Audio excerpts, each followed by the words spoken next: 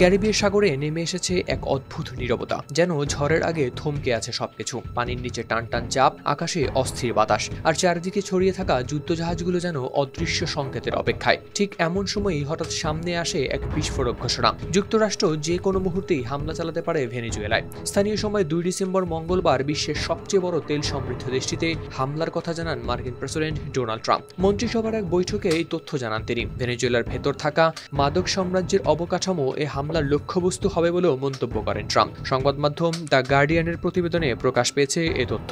তিনি দাবি করেন ভেনেজুয়েলার মাদক কারবারিরা বিপুল ফেন্টানিল উৎপাদন করে যুক্তরাষ্ট্রে পাঠায়, যেগুলো সেবন করে প্রতি বছর হাজার হাজার মার্কিনের মৃত্যু হচ্ছে।